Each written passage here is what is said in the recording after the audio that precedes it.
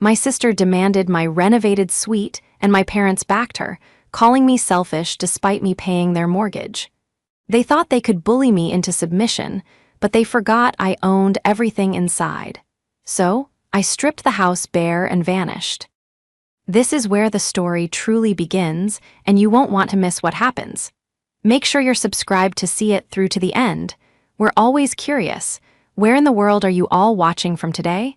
Let us know in the comments. I didn't think a Thursday afternoon could shatter my entire reality, but looking back, the signs of the crack were there before I even walked through the door. I was running on fumes. I had just finished a 70-hour work week, finalizing the UX architecture for a massive fintech app launch that had been plagued by bugs and indecisive stakeholders for months. My eyes felt like they were packed with sand, and there was a dull, rhythmic thumping at the base of my skull that promised a full-blown migraine if I didn't get into a dark room within the hour. All I needed, was the sanctuary I had built for myself. I wanted to sink into the memory foam mattress I had saved up for, turn on the air purifier that hummed in that specific, soothing way, and perhaps listen to a quiet audiobook until my nervous system regulated itself. I parked my car in the driveway. It was the only car there that was less than 10 years old, a modest sedan I had bought 2 years ago. As I stepped out, the humid air clung to me, making my skin crawl. I noticed something odd immediately. My father's truck was in the driveway. Albert usually spent his Thursdays at the local lodge playing cards or tinkering with broken lawnmowers he promised to fix, but never did. And there was another car, a bright yellow compact car with a peeling bumper sticker that read Wild Child. Mia. My stomach turned over. My younger sister wasn't supposed to be visiting. She was supposed to be living her best life 3 hours away in the city with her DJ boyfriend, a guy named Kyle who I had met once and who had tried to borrow $50 from me within the first 5 minutes of the introduction. I unlocked the front door, the heavy oak dragging slightly on the frame, another thing I needed to pay to get fixed, and stepped into the hallway. The house was usually quiet during the day, a silence I cherished as a remote worker. But today, the air was thick with tension. It felt heavy, vibrating with hushed whispers that stopped the moment the latch clicked shut. "Megan, is that you?" It was my mother, Carol. Her voice didn't have the usual distracted warmth she feigned when she needed grocery money. It was sharp, brittle, and pitched slightly too high. "Yeah, Mom, it's me," I called back, dropping my laptop bag on the entryway bench. My shoulders screamed in protest. "I'm going straight up to nap, okay? My head is killing me." "No," Carol said. She appeared from the living room, wiping her hands on a dish towel, though I knew she hadn't been washing dishes. She looked nervous. Her eyes darted to the stairs and then back to me. "Come in here, please. We need to have a family meeting." "Mom, can it wait?"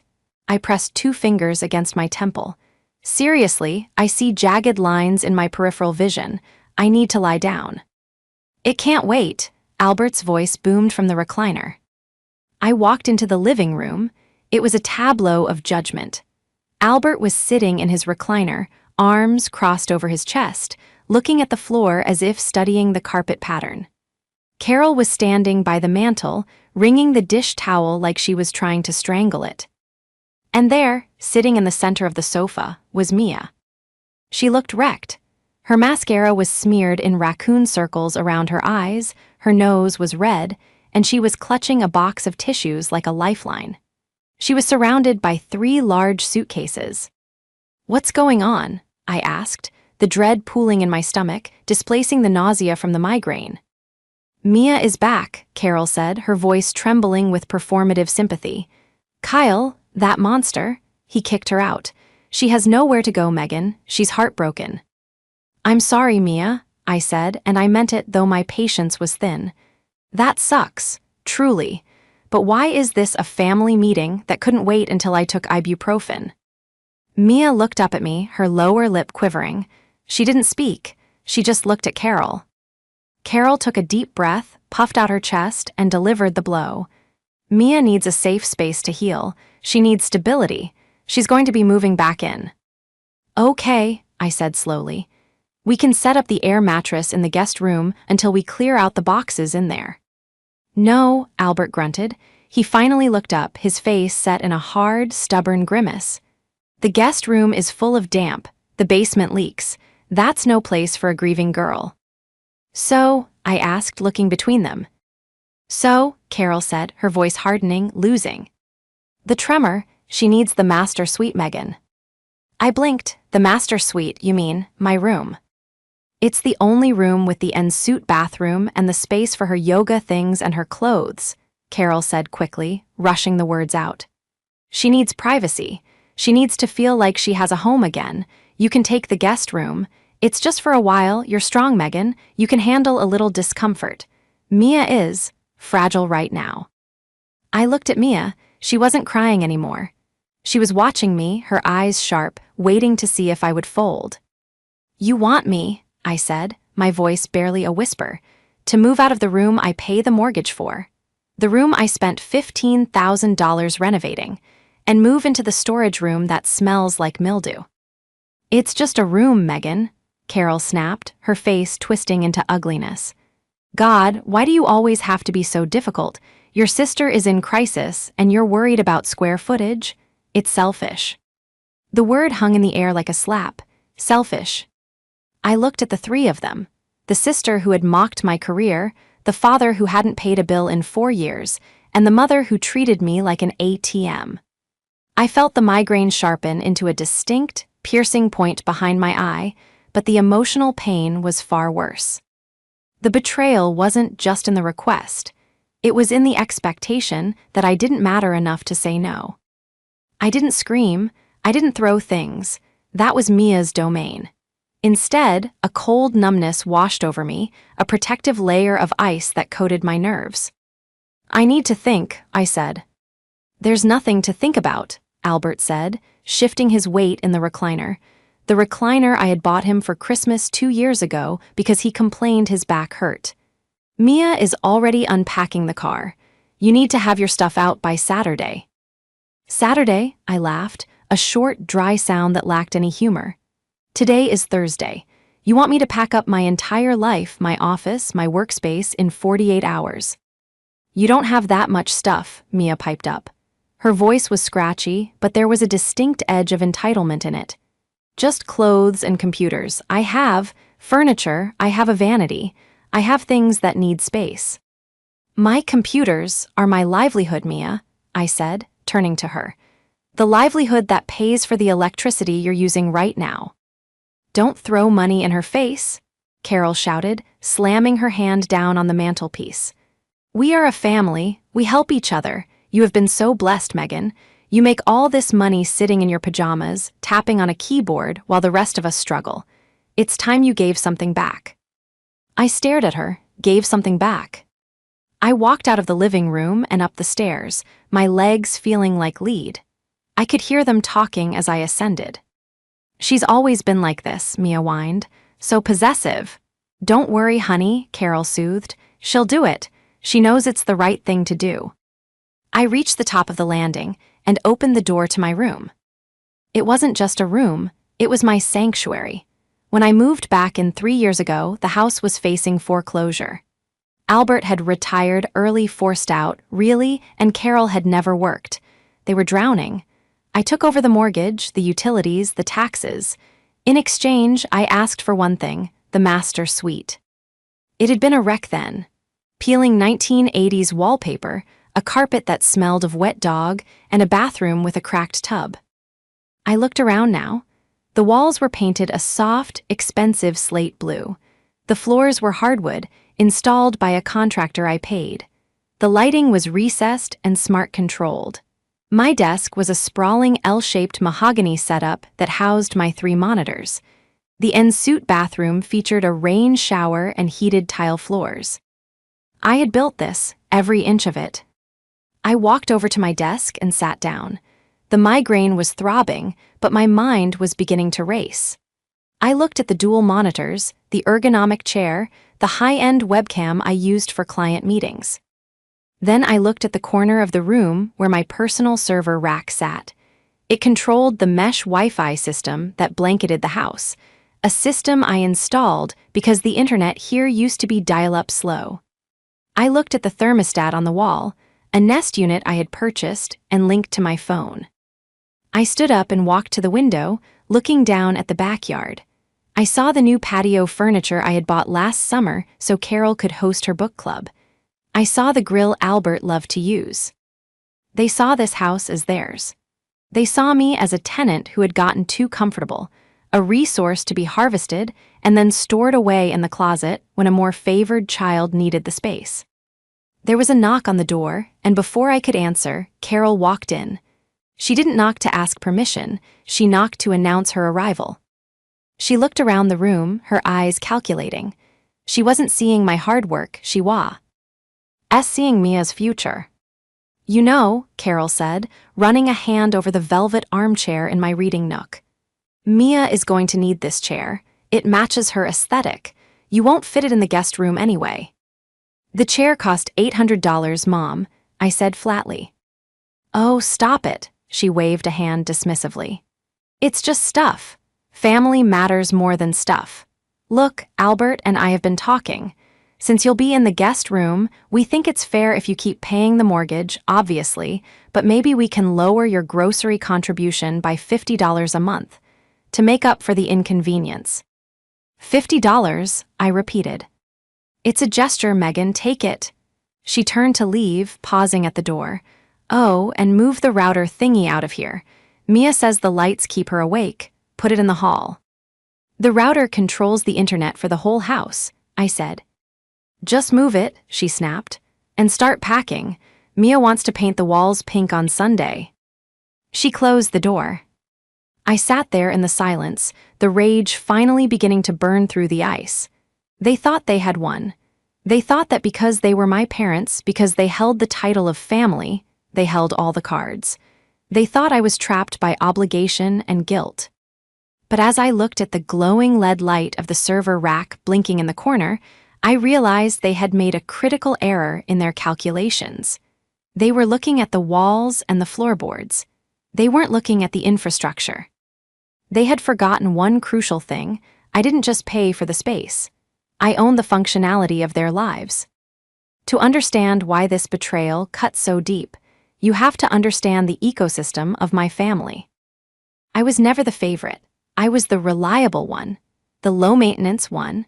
While Mia was in high school getting cheerleading uniforms that cost as much as a used car, I was working part-time at a library to save for college. When Mia wrecked her first car 3 weeks after getting her license, Albert took out a loan to get her a new one so she wouldn't lose her confidence. When I got a flat tire in college, I was told to figure it out because money was tight. I didn't resent it back then. I internalized it. I thought that if I just worked harder, if I became successful enough, I could buy their approval. 3 years ago, when Albert sat me down at the kitchen table, tears in his eyes, and told me the bank was taking the house, I didn't hesitate. I was 23, making 6 figures and living in a shoebox apartment in the city. I moved home. I caught up their arrears, $12,000 in a single check. I took over the monthly payments. I filled the fridge. I upgraded the appliances because the old ones were fire hazards. I thought I was saving my family. In reality, I was just subsidizing their dysfunction. The person who orchestrated this dynamic wasn't Albert. He was lazy and entitled, sure, but he was a follower. The architect was Carol.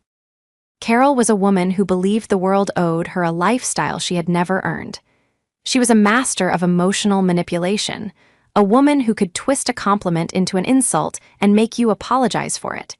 She had been a beauty queen in her youth, and she saw Mia as her second chance at glory. Mia was the extension of Carol's vanity, loud, pretty, demanding, and utterly vacuous. I was the extension of Carol's utility. I was the worker bee. That evening, I went downstairs to get water. The atmosphere had shifted from tense to celebratory. They were in the kitchen, my kitchen, really, given I bought the stove, the double-door fridge, and the microwave. They were eating pizza. They hadn't asked me if I wanted any. "So I was thinking," Mia was saying, her mouth full of pepperoni. She was leaning against the granite island I had paid to install. After I paint the room, we should get new curtains. Megan's are too grim. I want sheer white ones. And maybe we can sell that big desk she has. It takes up too much room. I want a vanity there. We can put it on Marketplace, Carol agreed, pouring herself a glass of wine. We could probably get a few hundred for it. That would help with your moving costs. My blood ran cold. They were already planning to sell my property. I stood in the doorway, unseen for a moment, observing them. Mia looked different than she had a year ago. The city had hardened her. She was wearing designer athleisure wear that I knew cost more than my car payment, yet she was homeless. Her hair was perfectly balayaged. She didn't look like a victim of a bad breakup. She looked like a parasite looking for a new host.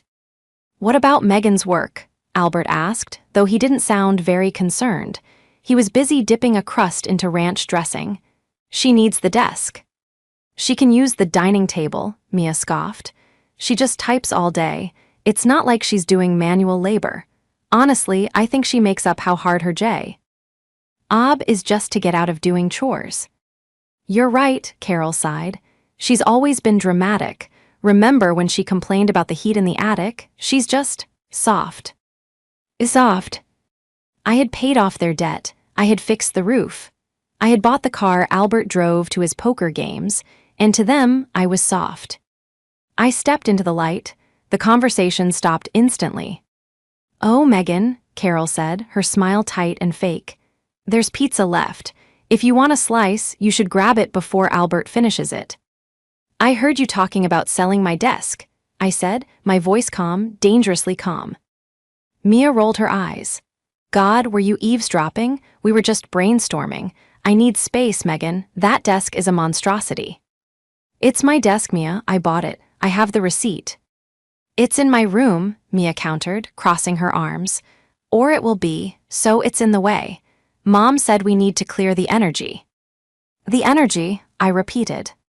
"Look," Carol intervened, stepping between us. She put a hand on my arm. I flinched. "Megan, stop causing a scene. Mia is going through enough. We'll discuss the furniture later. For now, just focus on packing your clothes. We want the room ready by Sunday." She squeezed my arm, her nails digging in slightly. It was a warning. Do not ruin this.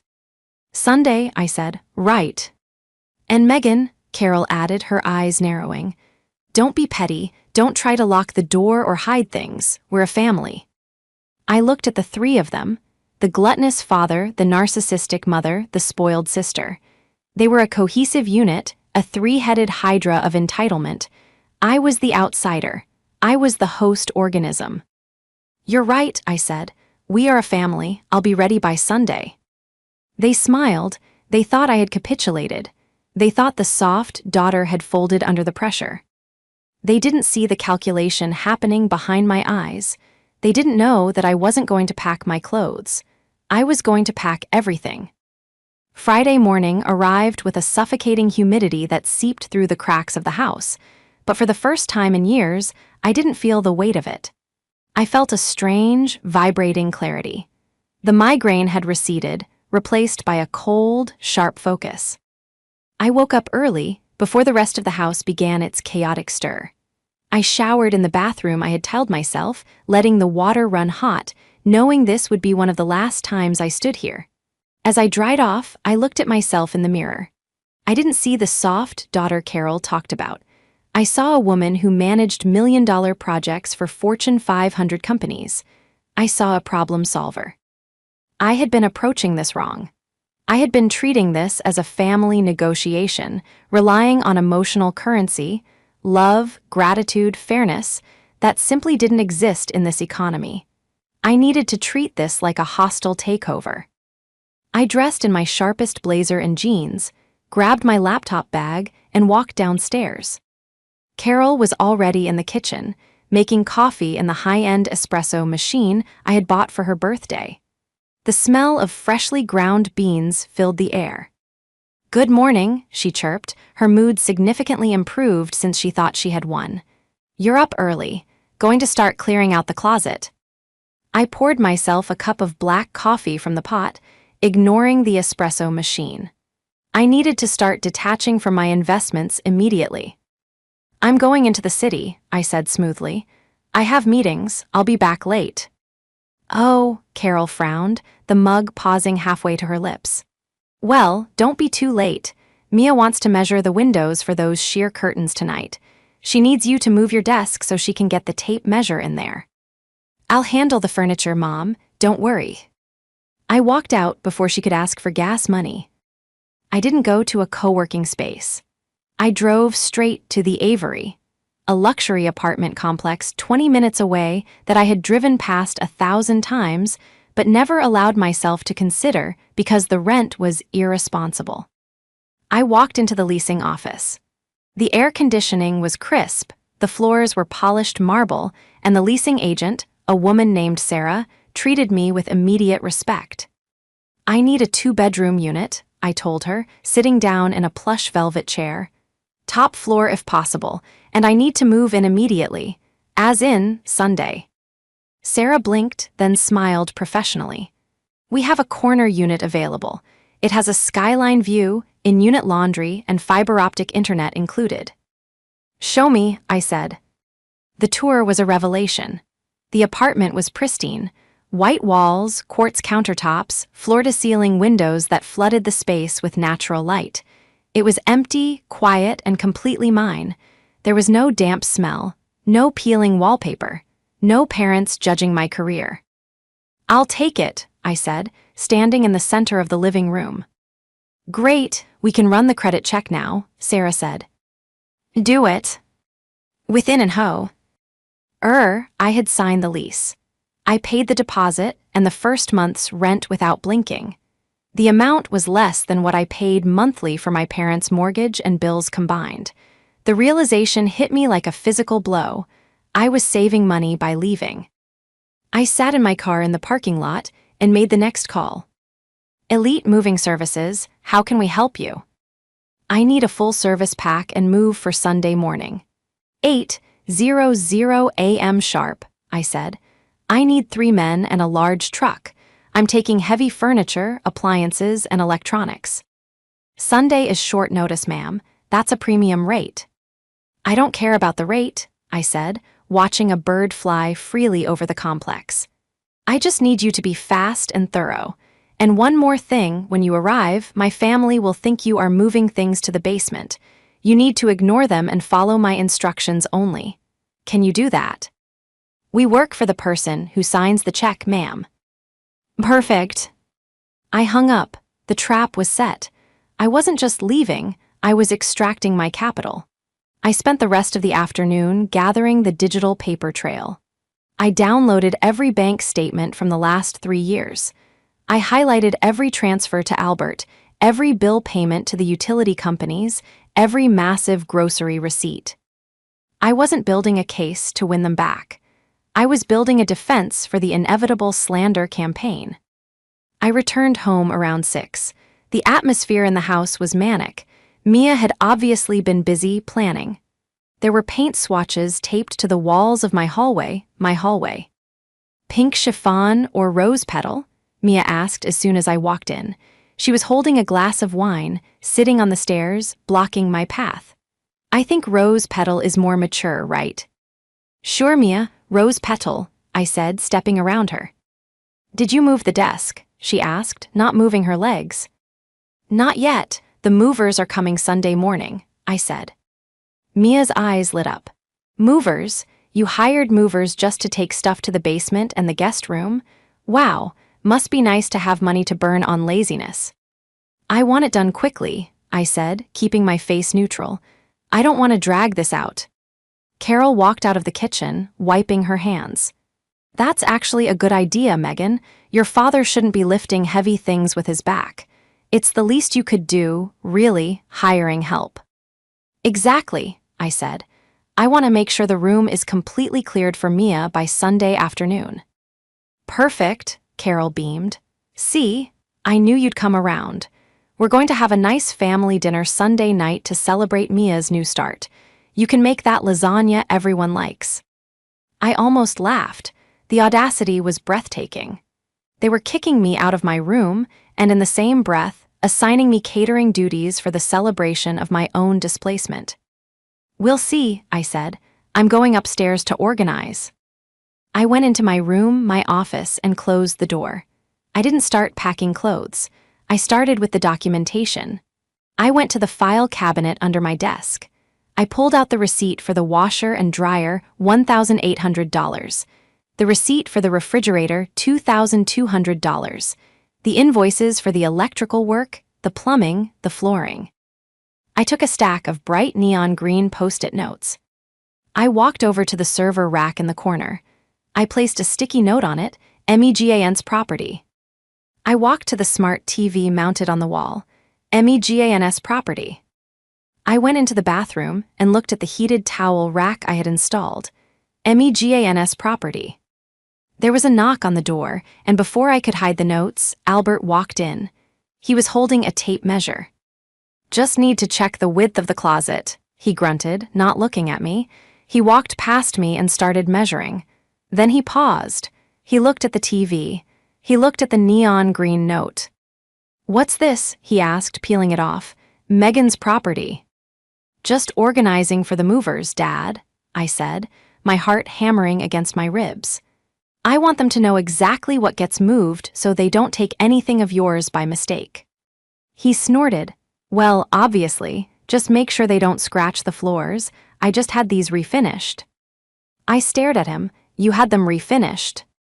"Well, the house had them refinished," he corrected, waving his hand vaguely. "You paid the guy, but it's my house. The floor is part of the house." "Actually, Dad," I said, stepping closer to him, the anger simmering hot and bright in my chest. "The floor is a fixture. I can't take the floor. But everything that isn't nailed down, that's a different story." He frowned, looking at me with sudden suspicion. "What is that supposed to mean? You aren't taking the TV, are you? Mia needs a TV in here to unwind." "It's a 4K OLED, Dad. It cost $2,000. Why would I leave it in a room I'm not sleeping in?" "Because it's already mounted," he shouted, his face reddening. "You're going to leave holes in the wall? Jesus, Megan, you're being so petty. It's a TV. You can watch the one in the living room."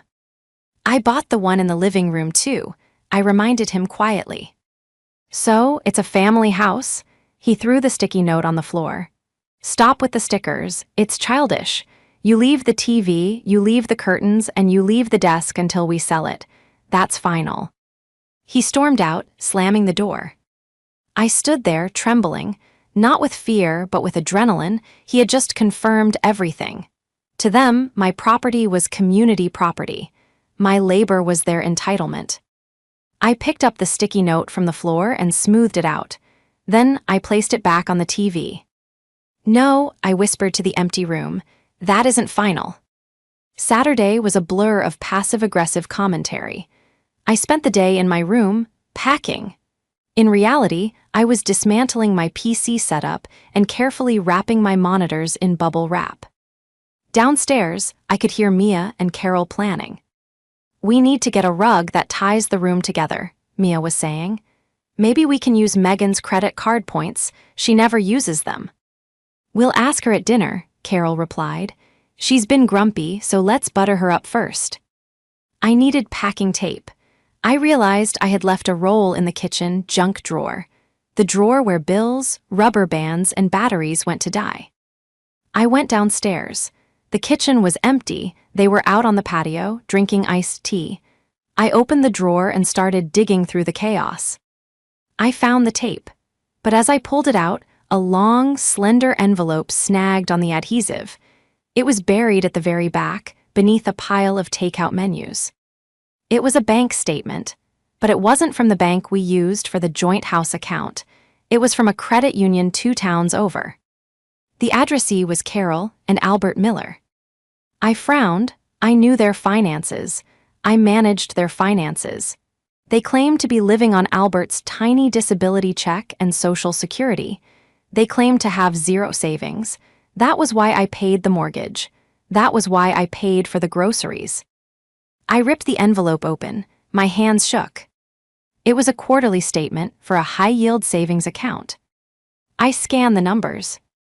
Beginning balance, 42,500 deposit, casino winnings, $2,000 ending balance, 44,500.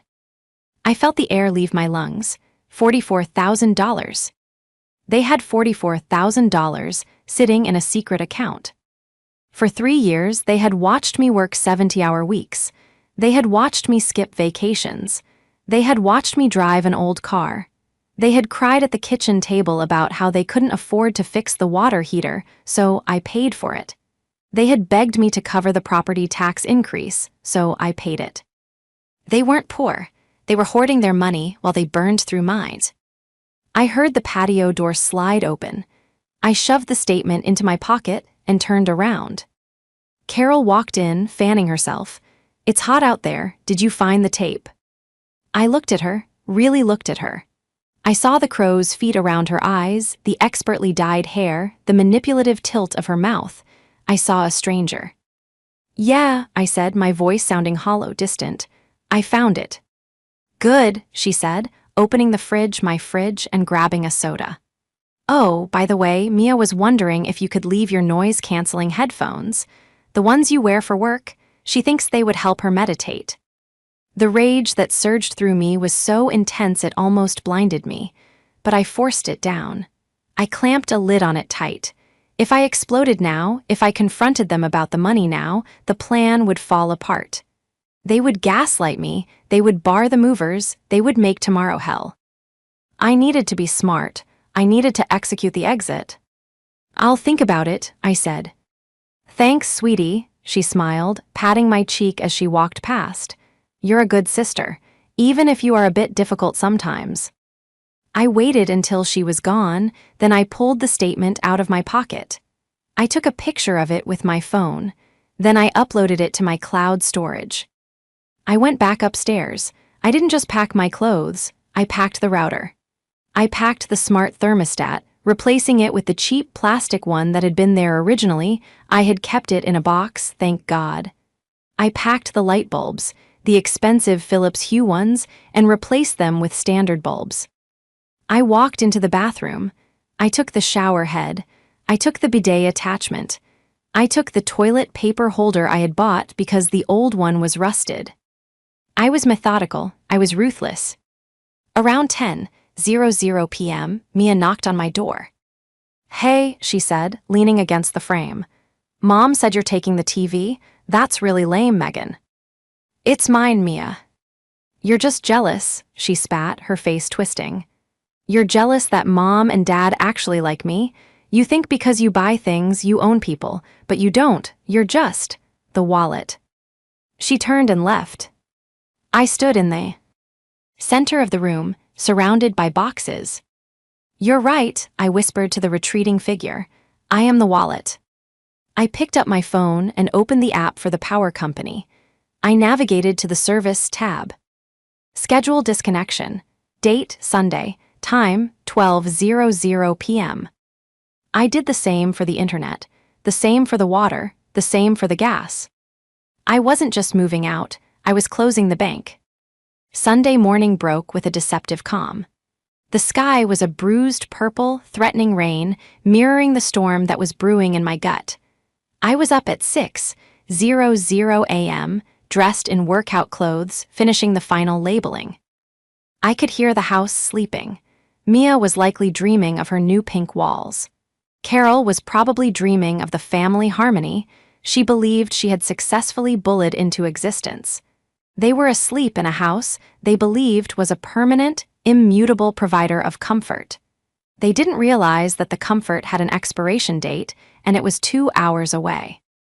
At 7:45 a.m., I went downstairs and unlocked the front door. I propped it open with a heavy stone. At 8:00 a.m. sharp, the rumble of a diesel engine shattered the morning silence.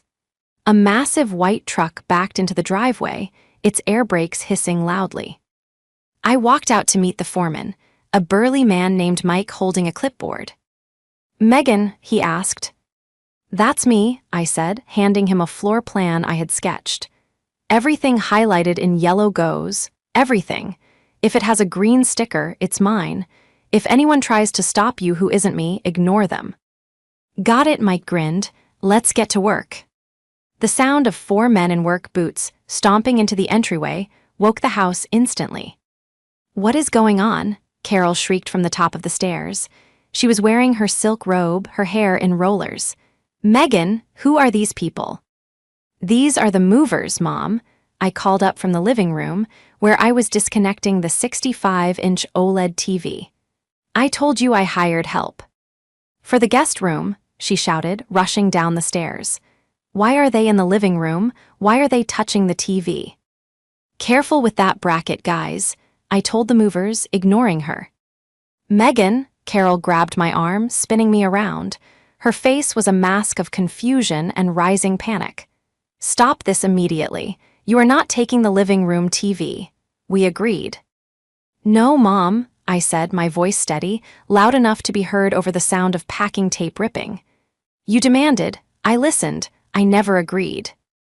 What's the racket? Albert appeared, stumbling out of the bedroom in his pajamas. He froze when he saw 2 men lifting the expensive leather recliner, his recliner. Hey, put that down. That's my chair. Actually, Dad, I said, stepping between him and the movers. I bought that chair on December 14th, 2023. I have the receipt. It's coming with me. You can't do this, Mia screamed from the landing. She looked down, horrified. They're in the kitchen. Mom, they're unplugging the fridge. The fridge, Carol's face went pale. Megan, stop this. All the food will spoil.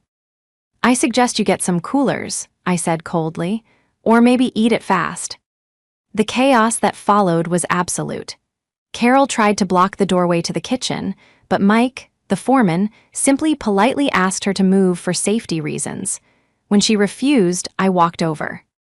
Mom, I said, leaning in close, if you interfere with them, they charge by the hour, and I will deduct that cost from the final utility bill I pay. Move. She moved, shocked by the venom in my voice. For the next 3 hours, they watched in horror as their lifestyle was systematically dismantled. The washer and dryer were hauled out, leaving a gaping, dusty hole in the laundry room. The high-end microwave was boxed. The Dyson vacuum, the Ninja blender, the Le Creuset pot set, all of it marched out the door. By 11:30 a.m., the house echoed. It wasn't empty, but it was hollow. The old, stained furniture they had owned before I moved in, the stuff stored in the garage, was all that remained. You've gutted the house, Albert whispered, standing in the middle of the living room. He looked smaller, older. You stripped us bare. I took what was mine, I said, signing the foreman's clipboard. I'm leaving you exactly what you had before I came back to save you. You are a selfish, ungrateful bitch, Mia screamed, storming up to me. I have friends coming over tonight. What am I supposed to tell them? That my sister stole the furniture. Tell them whatever you want, Mia, I said. Tell them I'm the villain. It doesn't matter anymore. We are your parents, Carol sobbed, playing her final card, the tears flowing freely now.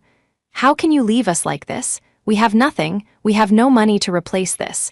You know we're living on a fixed income. This was the moment. The neighbors were outside, watching from their lawns, drawn by the commotion. My parents were playing the victims perfectly. I reached into my bag and pulled out the printed photo of the bank statement. Fixed income, I asked loudly. I slapped the paper onto the bare wall where the TV used to be. The tape stuck. You have $44,500 in the credit union, Mom, I said, my voice ringing through the empty room. Carol stopped crying instantly. The color drained from her face. Albert looked at her, then at the paper, then back at her. What? Albert wheezed. They've been hoarding money, Dad, I said, looking at him. While I paid the mortgage, while I paid for your medicine, while I paid for the food in your stomach, they had 40 grand sitting there gaining interest. Mia walked over to the paper. She read it. Her mouth dropped open. Mom, you said you couldn't afford to help me with my rent in the city. It was for emergencies, Carol stammered, backing away. It was our retirement. I was your retirement plan, I said, and I just quit. I checked my watch. 11:59 a.m. Goodbye, Mom. Goodbye, Mia. I walked out the front door. As I stepped onto the porch, the movers closed the back of the truck. And then, precisely at 12:00 p.m., the house went dark. The smart lights I hadn't packed flickered and died. The hum of the refrigerator ceased. The Wi-Fi signal vanished. "The power," Mia shrieked from inside. She cut the power. I got into my car, the engine purring to life. I didn't look back. I didn't see them standing in the doorway of their dark, empty house. I only saw the road ahead, wide open and bright. The first week in my new apartment was the quietest week of my life. I slept for 12 hours a night. I woke up to sunlight streaming through floor-to-ceiling windows. I made coffee in my kitchen, drank it on my balcony, and realized that the crushing weight I had carried for 3 years wasn't stress from work. It was the gravity of my family's expectations. I had blocked their numbers on Sunday night. My phone shows a log of blocked calls, hundreds of them. Carol, Mia, even extended aunts and uncles I hadn't spoken to in years, presumably recruited as flying monkeys to guilt-trip me back into submission. I didn't listen to the voicemails. I didn't need to. I knew the script. First anger, then bargaining, then guilt, then rage again. But silence, real silence, has a way of letting the truth float to the surface. 2 months later, I was sitting at a cafe near my office, reviewing a design brief when my phone buzzed. It was a number I didn't recognize. Usually, I ignored these, but something made me answer. "Hello. Megan." It was Albert, but his voice sounded different, clearer, less like the grunting, passive lump in the recliner. "Dad," I stiffened, my finger hovering over the hang-up button. "If you're calling to ask for money, I'm hanging up." "I'm not," he said quickly. I just wanted to tell you that you were right." I paused. "Right about what?" "About everything," he sighed. The sound was heavy with regret. "About the money, about Carol." He went on to tell me what had happened after I left. The emergency fund Carol had hidden hadn't lasted long. Mia, furious about the living conditions and the lack of internet, had demanded Carol buy new furniture immediately. They blew through $15,000 in the first week trying to replicate the lifestyle I had provided. But without my income, the reality of the bills hit them. The mortgage, the utilities, the taxes. The tension in the house exploded. Mia, realizing the free ride was over and that the house was now a place of stress rather than luxury, had left. She moved back in with Kyle, the toxic boyfriend, just to get away from Carol's screeching about money. "Your mother," Albert hesitated. She's not handling it well. She blames you every day, but when I saw that bank statement on the wall, it woke me up, Megan. I let her use you.